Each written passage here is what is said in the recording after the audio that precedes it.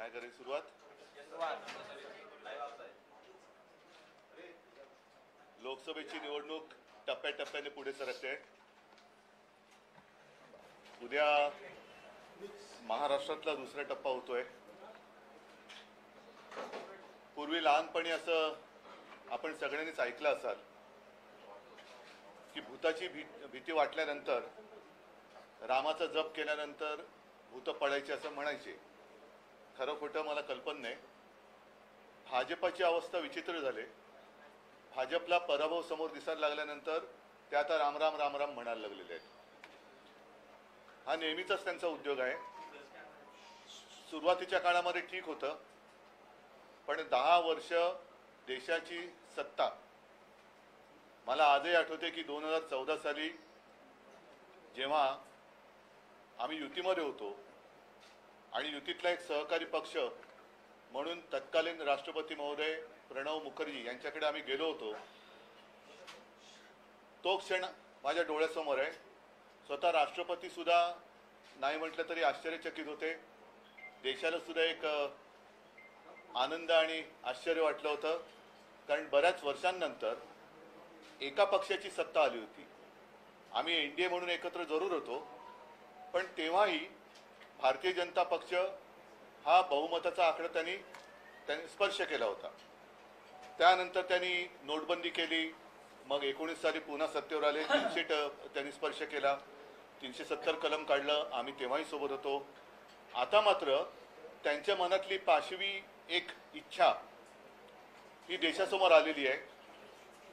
त्यांना आता 5वी बहुमत पाहिजे की जेणेकरून ते देशाची घटनाच बदलून टाकतील, देशामधली लोकशाही मारून टाकतील.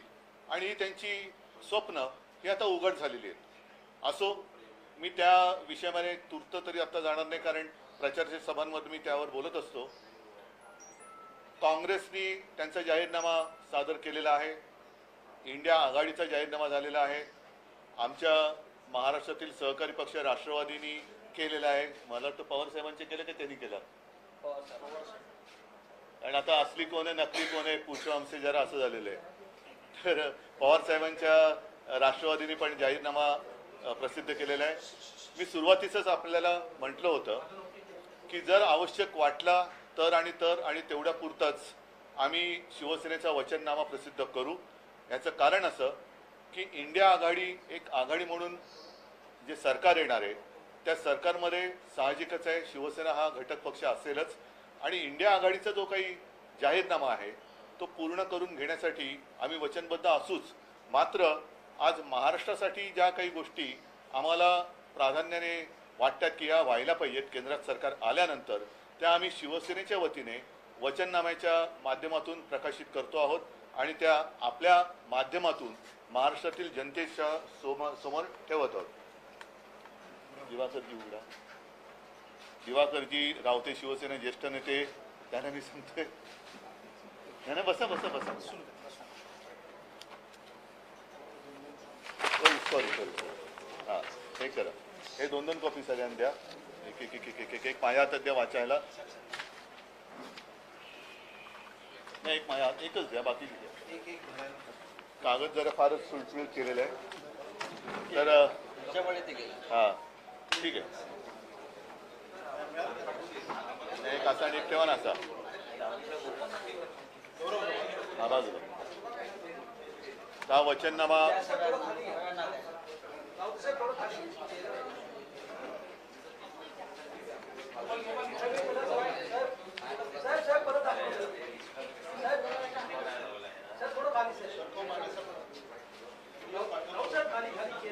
अरे थांबा रे, आता आम्हाला बोलू द्या जरा. या वचननाम्याच्या सुरुवातीला शिवसेना, मी आता उद्धव बाळासाहेब ठाकरे असं वेगळं म्हणण्याचं कारण नाही, कारण दुसरी ती एसंशी अशी काहीतरी शिवसेना आहे, बरोबर ना. एक आहे ती एसंशी अशी शिवसेना. त्या एसंशी सेनेबद्दल मी बोलत नाही, मिंदे सेनेबद्दल बोलत नाही. एसंशी सेना जर शिल्लक असेल तर त्यांचा जाहीरनामा ते देतील. पण मी शिवसेनेच्या वतीने एक जनतेला विनंती केली की आपले आशीर्वाद असू द्या. आणि आशीर्वाद कशासाठी असू द्या त्याच्याबद्दल आम्ही एक थोडक्यामध्ये त्याचं विवेचन केलेलं आहे आणि नंतर मात्र जे वचननाम्यातले ठळक मुद्दे आहेत ते मी आपल्यासमोर मांडू इच्छितो. सर्वांनाच आता हे कळलेलं आहे की गेल्या खास करून 2-2.25 वर्षात महाराष्ट्र विकास आघाडीचं सरकार गद्दारी करून पाडल्यानंतर महाराष्ट्र लुटण्याचा एक कलमी कार्यक्रम हे पोकळ इंजिन सरकार करते आणि त्याला साहजिकच केंद्राचा आशीर्वाद आहे. महाराष्ट्रातले उद्योगधंदे पळवले जात आहेत, महाराष्ट्रात येणारे उद्योगधंदे पळवले जात आहेत.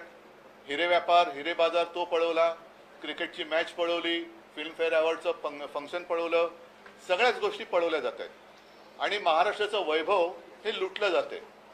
हे महाराष्ट्राचं वैभव लुटलं जाते. ती लूट इंडिया आघाडीचं सरकार आल्यानंतर आम्ही पहिल्या प्रथम थांबू आणि महाराष्ट्राचं जे वैभव वाढत होतं महाविकास आघाडीच्या काळात ते त्यापेक्षा जास्त पटीने, कारण तेव्हाचं सरकार, केंद्र सरकार, मोदी सरकार हे महाविकास आघाडीच्या सरकारला महाराष्ट्राच्या विकासासाठी काहीही मदत करत नव्हतं. आता इंडिया आघाडीचं सरकार देशामध्ये येईल, साहजिकच आहे.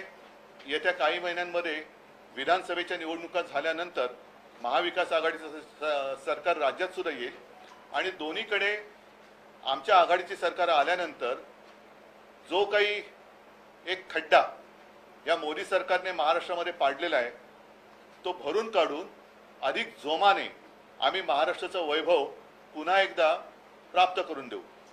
आणि त्याच्यामध्ये जसं एक आर्थिक केंद्र हे मुंबईला येणार होतं, गिफ्ट सिटी मुंबईला येणार ती पळून नेली गुजरातला. ठीक आहे, आम्ही गुजरातचं काय ओरवडून घेणार नाही. अगदी इंडिया आघाडीचं सरकार आल्यानंतर देखील प्रत्येक राज्याचा आम्ही मान सन्मान ठेवू. गुजरातच्या हक्काचं गुजरातला जरूर देऊ. उत्तर प्रदेश, बिहार, कर्नाटका, हिमाचल प्रदेश, आसाम जी राज्य आहेत त्या सगळ्या राज्यांचा आदर ठेवून त्यांना जे जे आवश्यक असेल ते सगळं आम्ही त्यांना देऊच, त्याच्याबद्दल काही वादच नाही आहे. पण वित्तीय केंद्र हे नव्याने आम्ही आमच्या महाराष्ट्रामध्ये उभं करू की जेणेकरून अनेक रोजगाराच्या संधी उपलब्ध होतील. सुशिक्षित जे आता तरुण रोजगाराविना आहेत, युवती आहेत, त्यांना रोजगाराची संधी उपलब्ध होईल. शहरांमध्ये रोजगाराची संधी उपलब्ध करत असताना ग्रामीण भागामध्ये सुद्धा अनेक तरुण असे आहेत की जे शिकले सवरलेत पण तिथे नोकरीची संधी नाही आहे, म्हणून त्यांना स्थलांतर करावं लागते. आपल्याच राज्यातही करावं लागते आणि काही ठिकाणी परराज्यात सुद्धा करायला लागते. अनेक वेळेला माध्यमातून बातम्या येतात की चांगले सुशिक्षित तरुण, मी तरुण म्हणतो मी त्याच्यामध्ये तरुणी देखील आल्या, देश सोडून पण जात आहेत. तर त्यांना तिथल्या तिथे स्वतःच्या जिल्ह्यातच गावातच रोजगार कसा निर्माण करता येईल याच्यावरती सुद्धा आम्ही अधिक लक्ष देणार आहोत. करोनाचं संकट हाताळत असताना एक गोष्ट प्राधान्याने आढळली ती म्हणजे आपल्या आरोग्य सुविधांमध्ये असलेली उणीव. जिल्हा रुग्णालय जे आहेत त्या जिल्हा रुग्णालयांमध्ये काही ठिकाणी जरूर झाले असतील, पण प्रत्येक जिल्हा रुग्णालयात अत्याधुनिक जी काही उपकरणं आहेत ती उपकरणं आणून ती सगळी जिल्हा रुग्णालयं अद्ययावत करण्यात येतील. ग्रामीण भागामध्ये ज्याला आपण प्राथमिक उपचार केंद्र म्हणतो, माझ्या असं लक्षात आलं की काही प्राथमिक उपचार केंद्रामध्ये ज्याला PSC म्हणतो तिकडे थर्मामीटर्स पण नाही आहेत, नर्सेस नाही आहेत, डॉक्टर्स नाही आहेत. मधल्या काळामध्ये तर आपण पाहिलं असाल की नांदेड, नागपूर, अगदी ठाण्यामध्ये सुद्धा औषधाविना रुग्णांचे मृत्यू झाले. तर अशी कुठेही आम्ही कमतरता ठेवणार नाही. सगळीकडे व्यवस्थित आरोग्य यंत्रणा ही अद्ययावत केली जाईल, राबवली जाईल. त्याच्यानंतर शेतकऱ्यांच्या बाबतीमध्ये अत्यंत महत्त्वाचा प्रश्न, इंडिया आघाडीचं सरकार आल्यानंतर त्या वचननाम्यात आहेच की शेतकऱ्यांना कर्जमुक्त केलं जाईल. महाराष्ट्रामध्ये आम्ही केवळ कर्जमुक्त करून नाही थांबणार. इंडिया आघाडीचं सरकार आल्यानंतर केंद्राच्या माध्यमातून ती यंत्रणा राबवली, कर्जमुक्तीची हे होईलच. पण शेतकऱ्यांना जो पीक विमा मिळतो त्या पीक विम्याचे निकष हे कंपन्यांनी ठरवले आहेत आणि ते निकष एवढे विचित्र आहेत. एक तर नुकसान झालेलं असतं आणि या कंपन्यांच्या वाऱ्या करून शेतकरी थकून जातो आणि नको ती नुकसान भरपाई या परिस्थितीत तो येतो. तर हे निकष बदलले जातील आणि शेतकऱ्यांना त्यांची जी काही योग्य ती नुकसान भरपाई आहे ती मिळालीच पाहिजे याच्यावरती केंद्राचं आणि सरकारचं लक्ष असेल. दुसरी गोष्ट अशी की सध्या एका योजनेचा गवगवा केला जातो, ती काय सन्मान योजना. शेतकऱ्यांनीच मला ते एक सांगितलं होतं की अहो साहेब, आमच्या अगदी खतं आहेत, बी बियाणं आहेत, इतर जी काही उपकरणं आहेत, अवजारं आहेत, ट्रॅक्टर आहे, वीज पंप आहे, ह्या अनेक गोष्टींवरती GSTच्या माध्यमातून केंद्र सरकार आमच्याकडनं पैसा घेतं आणि आम्हाला फक्त 6,000 रुपये वर्षाला देतं. तर ही जी काही लूट आहे ती थांबवण्यासाठी आम्ही तर असा विचार करतो आणि त्याच्यासाठी आम्ही आग्रही राहूच की शेतकऱ्याला लागणारी सगळी जी काही अत्यावश्यक गोष्टी आहेत, मग त्याच्यात खतं आली, बी बियाणं आले आणि बाकी काही गोष्टी, हे GST मुक्त करू. म्हणजे त्याच्यावरती GST आम्ही लावणार नाही की जेणेकरून शेतकऱ्याचं उत्पन्न दुप्पट करण्याचं एक खोटं आश्वासन मोदी सरकारने दिलं होतं. उत्पन्न दुप्पट झालंच नाही, पण उत्पादन खर्च हा दुपटीपेक्षा जास्त झाला. पुन्हा हमीभाव मिळत नाही. तर हमीभाव आम्ही स्वामीनाथन आयोगाच्या शिफारशीप्रमाणे तर देऊच, पण GST रद्द करू त्या शेतकऱ्याच्या सगळ्या उपकरणांवरचा. आणि अनेकदा असंही होतं की कापूस पिकवलाय, सोयाबीन पिकवलंय, डाळी आहेत, आणखीन काही आहेत, तो साठवून ठेवण्यासाठी शेतकऱ्याकडे जागा नसते. आम्ही शेतकऱ्यांना गोदामं बांधून देऊ, जिथे आवश्यक असेल तिकडे शीतगृह देऊ की जेणेकरून जोपर्यंत तो माल त्याचा विकला जात नाही तोपर्यंत त्याला त्याच्या घरामध्ये ठेवायला जर जागा नसेल तर तिकडे तो त्याच्या नावानेच तो ठेवू शकतो आणि जेव्हा जरूर वाटेल तेव्हा तो बाजारात तो आणू शकतो. सर्वांना माहिती आहे की मी मुख्यमंत्री असताना एक वेगळी कल्पना राबवण्याचा प्रयत्न केला. ज्याला मार्केट आहे तेच उत्पादन काढायचं, तेच पीक घ्यायचं, म्हणजे जे विकेल ते पिकेल.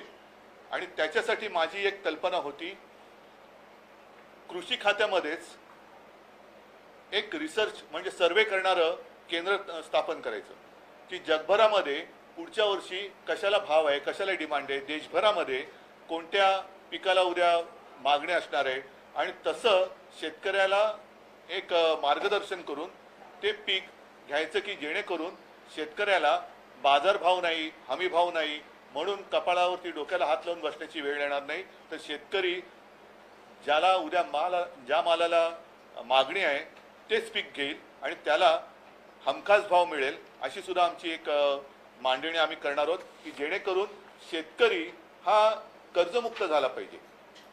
कर्जाच्या म्हणजे वडिलांचं कर्ज असतं, त्याच्यातच मुलाचा जन्म होतो, मग मुलगा मोठा होतो, त्याच्या डोक्यावरती कर्ज चढतं, मग त्याच्या मुलाच्या डोक्यावरती कर्ज, म्हणजे तो कर्जातच जन्माला येतो आणि कर्जातच त्याचं निधन होतं. बऱ्याचदा दुर्दैवाने कर्ज फेडू शकत नाही म्हणून तो आत्महत्या करून आपलं जीवन हे संपवून टाकतो. म्हणून शेतकरी हा एक केंद्रबिंदू आम्ही ठेवतो आहोत.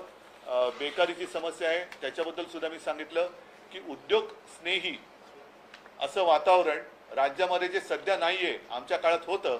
अनेक MOUs आम्ही केले होते, काही प्रमाणात गुंतवणूक प्रत्यक्षात आली पण होती. हे गद्दारांचं सरकार आल्यानंतर ही गुंतवणूक थांबली किंवा ती पळवली गेली. तर परत एकदा उद्योगस्नेही वातावरण निर्माण करू. जास्त परवानग्यांची कटकट ही उद्योजकाला लागता कामा नये आणि त्याच बरोबरीने आम्ही पर्यावरण स्नेही हे उद्योग आणू. पर्यावरण स्नेही म्हणजे अनेकदा आपण पाहिलं असाल की काही प्रकल्पावरनं मोठमोठी आंदोलनं होतात. जसं जैतापूर होतं, आता मध्ये नाणार झालं, आता बारसू आहे, मग वाढवण बंदर आहे. असे विनाशकारी प्रकल्प हे आम्ही राज्यात यायला देणार नाही, जेणेकरून पर्यावरणाचा किंवा लोकांच्या आरोग्यावरती दुष्परिणाम होईल असा कोणताही प्रकल्प आम्ही राज्यात येऊ देणार नाही. आणि सगळ्यात महत्त्वाचं म्हणजे की ह्या परवानग्यांमध्ये घटनेनुसार जी एक संघराज्य पद्धती आपल्या देशाने अवलंबली आहे. मी मागेही बोललो होतो की संघराज्य याचा अर्थ की केंद्र आणि राज्य यांना एक समान अधिकार असतील आहेत घटनेमध्ये. फक्त देशाच्या बाहेरील गोष्टी आणि आणीबाणीजन्य परिस्थिती याच वेळेला केंद्र सरकार त्याच्यामध्ये हस्तक्षेप करू शकेल. आता सध्या जे एकाधिकारशाही चाललेली आहे, सगळं काही एका हातामध्ये, ही एकाधिकारशाही आम्ही मोडून काढू आणि स्थानिक स्वायत्त स्वराज्य संस्था आहेत, राज्य आहेत, महापालिका वगैरे सगळ्या त्याच्यात आल्या त्यांच्यामध्ये सत्तेचं विकेंद्रीकरण करू. म्हणजे प्रत्येकाला त्यांचे जे काही अधिकार आहेत, कारण प्रत्येक ठिकाणी लोकप्रतिनिधी असतात, त्या लोकप्रतिनिधींना काही अधिकारच ठेवले नाही आणि सगळं काही मी आणि मीच असं होणार असेल तर ती हुकुमशाही असेल आणि ती हुकुमशाही मोडून काढण्यासाठी आम्ही या सत्तेचं विकेंद्रीकरण करू. त्याच्यानंतर आणखीन एक महत्त्वाचा प्रश्न तो म्हणजे सध्या कर दहशतवाद चाललेला आहे. वाटेल त्याच्यावरती धाडी तर पडतायत, राजकारण्यांवरती तर टाकतातच आहेत, पण व्यापाऱ्यांवरती पडतायत. त्याच्यामध्ये छोटे मोठे व्यापारी उद्योजक सगळेच हे बेजार झालेले आहेत. तर हा कर दहशतवाद जो आहे तो आम्ही थांबू. GST मध्ये ज्या काही त्रासदायक अटीतटी शर्ती आहेत त्या आर्थिक सल्लागारांशी सल्ला मसलत करून, म्हणजे मध्यंतरी मी वाचलं होतं की ही मूळ सूचना ज्या विजय केळकर यांनी दिली होती त्यांचाच एक लेख आला होता. विजय केळकर हे आपल्या महाराष्ट्रात मधलेच आहेत, त्यांच्याशी पण सल्ला मसलत करू. आणखीन काही आर्थिक सल्लागार आहेत त्यांच्याबरोबर सल्ला मसलत करू आणि यातल्या त्रासदायक ज्या काही अटीतटी असतील त्या आम्ही पूर्णपणे काढून टाकू. एक आयुष्य सुखाने आणि समाधानाने आनंदाने जगता यावं या दृष्टीने आमचं इंडिया आघाडीचं सरकार हे कामकाज करेल. मग त्याच्यामध्ये महिलांसाठी सुद्धा इंडिया आघाडीच्या वचननाम्यात सुद्धा जाहीरनाम्यात सुद्धा विषय आहेत. तसंच याही वचननाम्यामध्ये आहेत की सरकारी नोकऱ्यांमध्ये 50% जागा या महिलांसाठी ठेवू. त्याच्यानंतर महिला सुरक्षितता असेल, युवकांसाठी आहे. अभिजात मराठी, मी तर सरळ सरळ सांगेन की महाराष्ट्राबद्दल आणि मराठी भाषेबद्दल केंद्राच्या मनात आकस आहे, म्हणून इतके वर्ष मागणी करूनही 10 वर्ष मोदी सरकारने मराठी भाषेला अभिजात भाषेचा दर्जा दिलेला नाही आहे. तर तो आम्ही नक्कीच मिळवून देऊ हे सुद्धा या निमित्ताने सांगतोय. आणि उद्योग झालं, सामाजिक सुरक्षा पण आहे, आर्थिक रचनेचं बद्दल सुद्धा केलेले आहे. सगळ्यात महत्त्वाचं म्हणजे जेव्हा राज्यामध्ये युती सरकार होतं त्या युती सरकारच्या काळात 5 जीवनावश्यक वस्तूंचे भाव आम्ही स्थिर ठेवले होते. आम्ही केंद्रामध्ये इंडिया आघाडीचं सरकार आल्यानंतर नक्कीच याबद्दल गंभीरतेने विचार करून 5 जीवनावश्यक वस्तूंचे भाव पुढील 5 वर्ष स्थिर कसे राहतील याच्याबद्दल आग्रही असू. कारण हे जर का नीट ठरवलं तो होऊ शकतं हे राज्य सरकारने तेव्हा दाखवून दिले. जर राज्य करू शकत असेल तर केंद्र का नाही करू शकणार. तर अशा ह्या ज्या मूलभूत गोष्टी आहेत म्हणजे बेरोजगारी आहे, शेतकरी आहे, महिला आहे, उद्योग आहे, आरोग्य आहे, याच्यावरती आम्ही इंडिया आघाडी सरकारमध्ये आग्रही राहू आणि ह्या गोष्टी आम्ही करून घेऊ. आणि परत एकदा सांगतो, संविधानाचं रक्षण करणं ही आमच्या सरकारची प्राथमिकता असेल. त्याचप्रमाणे महाराष्ट्रामध्ये महाराष्ट्राचं लुटलं जाणारं वैभव ही लूट थांबवून मराठी अस्मिता तिचा एक नाही म्हटलं तरी मी दरारा हा शब्द किती कोणाला परवडेल कल्पना नाही, पण त्या मराठी भाषेचं महाराष्ट्राचं वैभव आणि महत्त्व हे देशासाठी काय आहे हे आम्ही दाखवून देऊ. महाविकास आघाडीच्या 3 प्रमुख पक्षांनी 3 वेगवेगळे वचननामे असेल जाहीरनामे ते प्रसिद्ध केलेले आहेत. महाविकास आघाडीमध्ये एकत्र एकजूट नाही आहे का? जाहीरनामा एक प्रसिद्ध करता का नाही महाविकास आघाडी? प्रत्येक जण प्रत्येकाचा वेगळा पक्ष आहे. आम्ही आघाडी केली म्हणजे पक्ष एकमेकात विलीन नाही केलेले. ज्या वेळेला आम्ही शिवसेना आणि भारतीय जनता पक्षाची युती होती त्याही वेळेला भाजपचा एक जाहीरनामा किंवा थापानामा वेगळा होता आणि आमचा वचननामा हा वेगळा होता. बसा ना खुर्ची. जातीय जनगणना संदर्भातला जो उल्लेख आहे तो तुमच्यामध्ये मी तुम्हाला हेच सांगितलं की सगळ्यांमध्ये सगळे विषय हे प्रत्येकाने मग फक्त कव्हर बदलून छापलं असतं तर काय झालं असतं. आम्हाला ज्या काही गोष्टी अशा वाटल्या ज्या महाराष्ट्राच्या दृष्टीने महत्त्वाच्या आहेत याच्यामध्ये आरक्षणाच्या बाबतीत आम्ही म्हटलेलं आहे की 50% आरक्षण 50%च्या वरती जायचं असेल तर लोकसभेमध्ये ते मंजूर करावं लागतं. खरं म्हटलं तर आज बहुमत गेले 10 वर्ष मोदी सरकारकडे होतं आणि सगळ्यांनी त्यांना पाठिंबा दिला असता, पण दिल्ली सरकारचे अधिकार काढून घेण्यासाठी मोदी सरकारने कोर्टाच्या निर्णयाच्या विरोधात जाऊन ते मंजूर करून घेतलं. तसं आरक्षणाच्या बाबतीत त्यांनी जर का हा प्रस्ताव आणला असता तर आम्ही आमचा पाठिंबा दिला असता. त्याच्यामुळे मला असं वाटतं की काँग्रेसचा एक जाहीरनामा आहे, इंडिया आघाडी म्हणून आहे, प्रत्येक प्रादेशिक पक्षाचा एक जाहीरनामा आहे, तसाच आमचा सुद्धा आहे. आणि इतर गोष्टींना आता जसं ते धार्मिक मुद्द्यावरून आम्हाला शिकवत आहेत, आम्ही जय भवानी हा शब्द मी म्हटलं मी काढणार नाही, पण भाजप मात्र आता पराभवाच्या भीतीने राम राम राम राम करायला लागलेला आहे. मला असं वाटतं त्यांचं आम्ही जातो आमच्या गावा आमचा राम राम घ्यावा ही परिस्थिती आलेली आहे, म्हणून त्यांना ते करू द्या. सर, काँग्रेसचा आणि जो राष्ट्रवादी शरद पवार गटाचा जो जाहीरनामा आहे त्याच्यामध्ये त्यांनी युवकांना किती रोजगार देणार तसा आकडा दिला की 30 लाख युवकांना 10 लाख युवकांना. तुमच्या जाहीरनाम्यामध्ये आकडा नाही. मी आकडा आहे, पण मी तुम्हाला काय म्हटलं की पहिल्यांदाच म्हटलं होतं, मग या 2 पानाचा का मी काढला? देशाची निवडणूक आहे आणि त्याच्यामध्ये आकडा काय आहे सांगा ना. 1 वर्षात 30 लाख सरकारी आणि सार्वजनिक क्षेत्रातील उपक्रमात नोकर भरती करून तरुणींना रोजगार उपलब्ध करून देणार. बरोबर आहे, पण त्या पलीकडे सांगतो की शेवटी आम्ही एकत्र तिकडे राज्यकारभार बघणार म्हटल्यानंतर साहजिकच आहे प्रत्येकाचे जाहीरनामे तेव्हा समोर ठेवून त्यानुसार वेगळे पण त्याच्यात काही जर असेल तर त्याच्यावरती तो पक्ष अधिक लक्ष देईल. नाहीतर एक सामूहिकपणाने जो इंडिया आघाडीचा वचननामा आहे किंवा जाहीरनामा आहे त्याच्यावरती आम्ही मिळून काम करू. महिलांसंदर्भात आपण सुरक्षेसंदर्भात देखील या जाहीरनाम्यात म्हटलेलं आहे की HIT चॅट बोर्डसारख्या अत्याधुनिक तंत्रज्ञानाचा वापर केला जातो. तो नेमका कसा असणार आहे? तुम्ही मत द्या ना मग सांगतो. सर, याच्यामध्ये एक म्हटलं की मराठी भाषेला अभिजात दर्जा देण्याचा प्रयत्न जो आहे तो देखील केला जाईल. हा मुद्दा जो आहे तो गेल्या अनेक वर्षापासून आहे आणि आम्हाला असं वाटलं होतं की जेव्हा आम्ही 2014 आणि 2019ला यांना पाठिंबा देऊन आमची जी आता फसगत झाल्याचं लक्षात आलंय, आम्हाला असं वाटलं होतं की आम्ही पाठिंबा दिल्यानंतर मोदी सरकार ते करेल, पण मोदी सरकारच्या मनात महाराष्ट्राबद्दल आणि मराठी भाषेबद्दल आणि भवानी मातेबद्दल सुद्धा आकस आहे हे आता दिसतंय. कारण मोदीजी इतर सगळ्या मंदिरात गेलेत पण अजून मला नाही वाटत तुळजाभवानीच्या मंदिरात कधी गेलेत.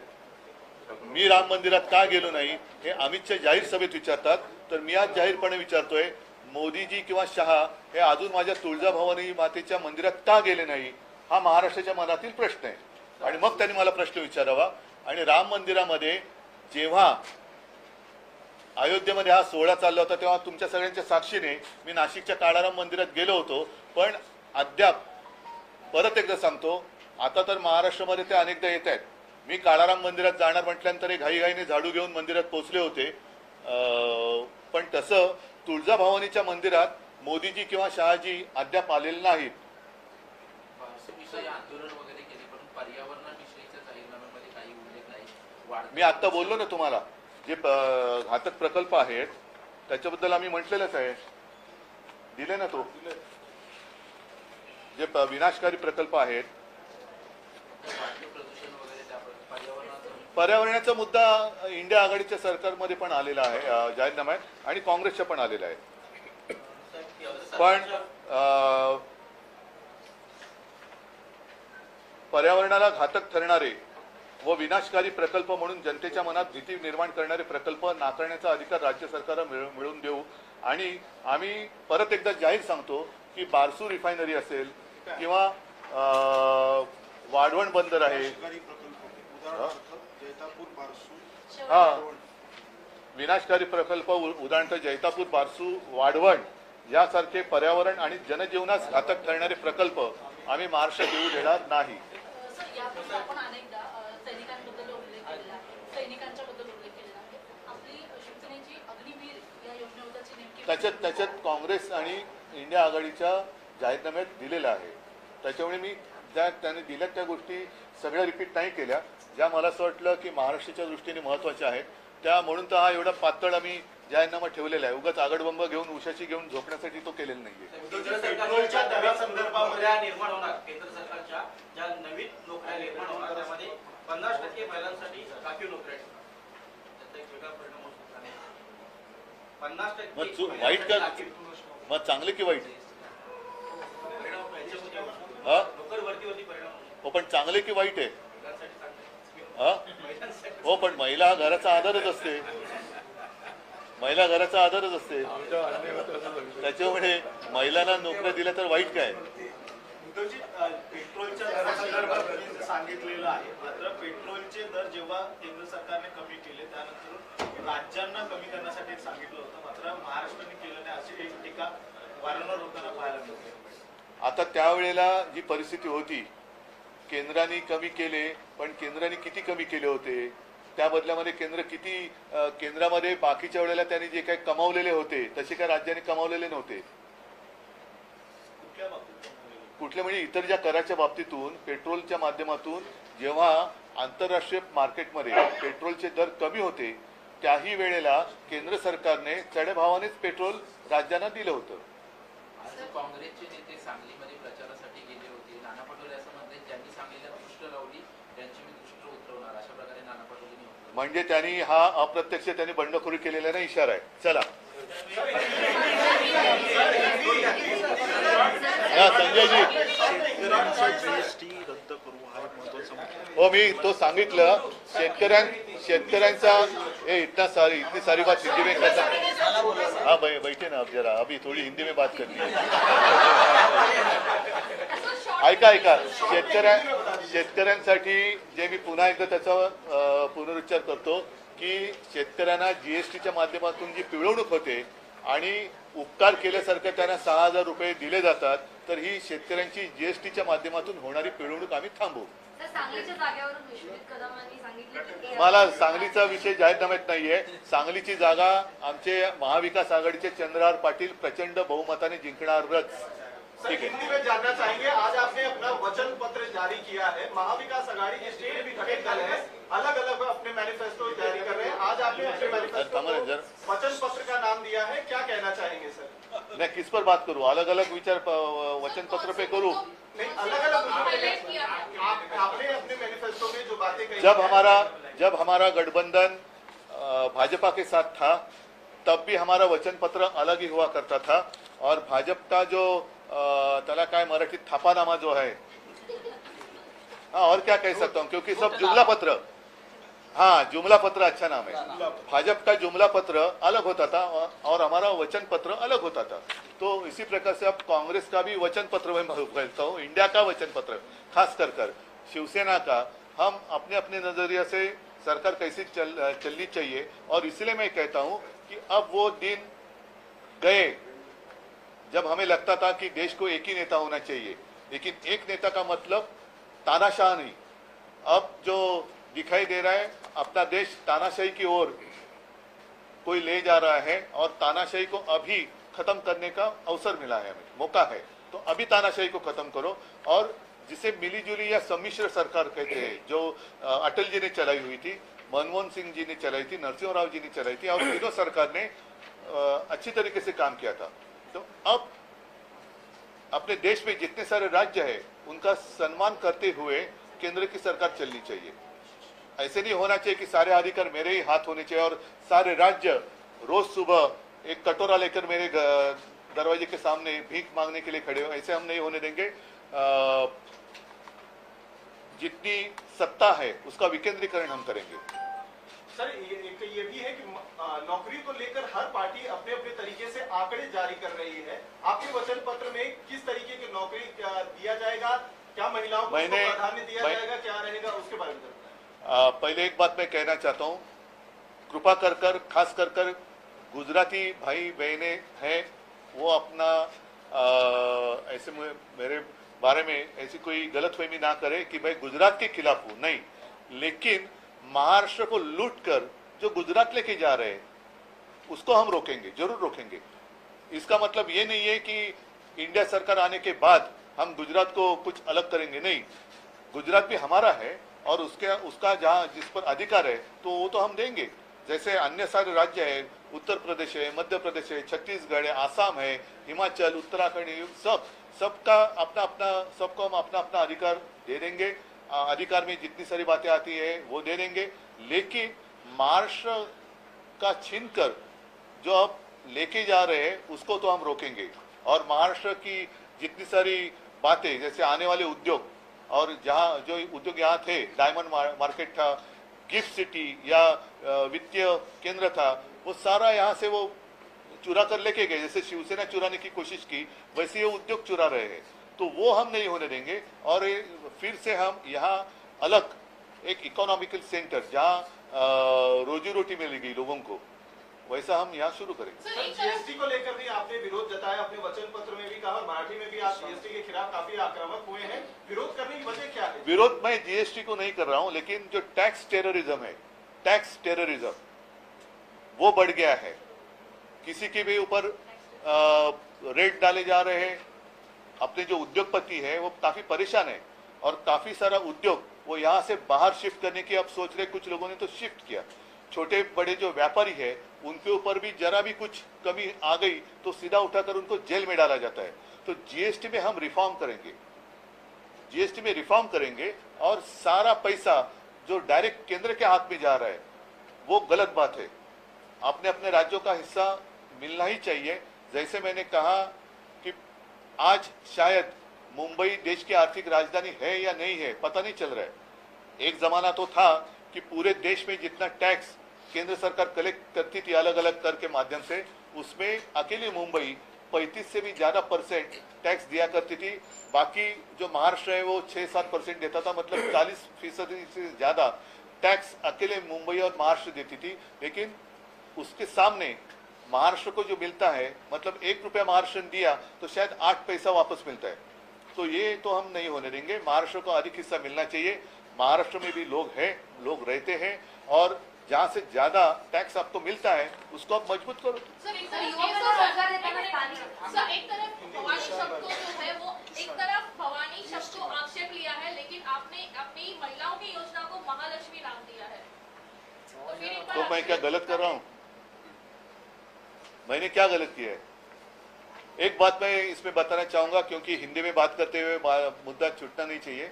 खास कर किसानों की स्थिति बहुत ही गंभीर है और किसान अलग अलग तरीके से, मतलब उनको जो फर्टिलाइजर लगता है या बाकी ट्रैक्टर है, ट्रैक्टर के ऊपर जो वो लोन लेते हैं उसका इंटरेस्ट रेट ज़्यादा है और बाकी और सारी ऐसी बातें, जीएसटी लगता है, पंप लेना है, कुछ भी लेना है।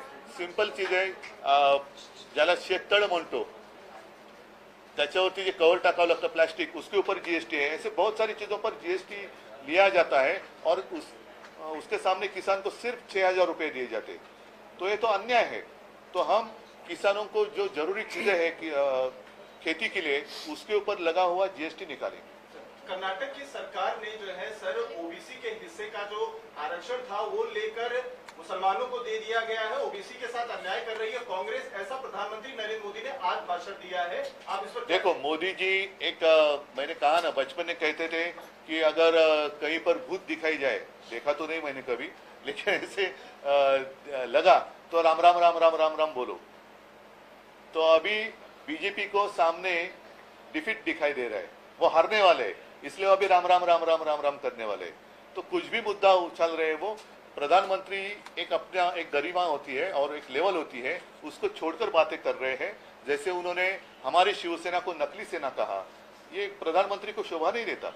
जिस तरीके से वो बात कर रहे हैं, कौन किस क्या खा रहा है, कौन मांस खा रहा है, कौन मच्छी खा रहा है, किसको ज्यादा बच्चे होते हैं। अरे आप देश के प्रधानमंत्री हो, पिछले 10 साल आपने कारोबार किया है, तो 10 साल में आपने क्या दिया इस पर बात करो। तो वो नहीं कर रहे। फिर से वो दोबारा वही बात, वही रिकॉर्ड, जो एक ग्रामोफोन हुआ करता था और रिकॉर्ड अटकती थी, तो उनकी रिकॉर्ड वहीं पर अटकी है। सर वो तो कह रहे हैं कि जो कांग्रेस का मैनिफेस्टो है उसमें ये कहा गया है कि जिसके पास ज्यादा संपत्ति होगी वो संपत्ति लेकर मोदी जी ने कुछ, जो है बांट दिया जाएगा। मोदी जी ने कहीं से वो ट्रांसलेशन किया होगा तो उसमें उनको दिखाई दिया होगा, मुझे तो वो दिखाई नहीं दिया। और भाजपा क्या, कांग्रेस क्या करेगी, ये क्या करेगी, वो छोड़ो।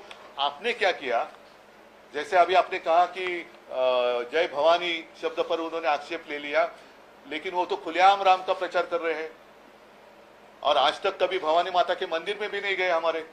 तो क्यों महाराष्ट्र में आते हो? भवानी माता का आशीर्वाद आज तक 10 साल में आपको समय नहीं मिला भवानी माता के दर्शन करने के लिए? भवानी माता का जो दर्शन 10 साल नहीं कर सकते हैं, वो महाराष्ट्र को क्या नहीं देंगे? उद्धव जी, आपने कहा कि महाराष्ट्र में पर्यावरण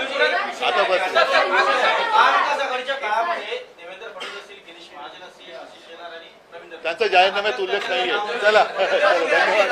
हा, जय महाराष्ट्र। युवकांना रोजगार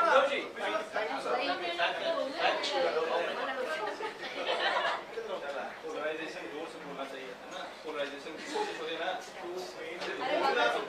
अरे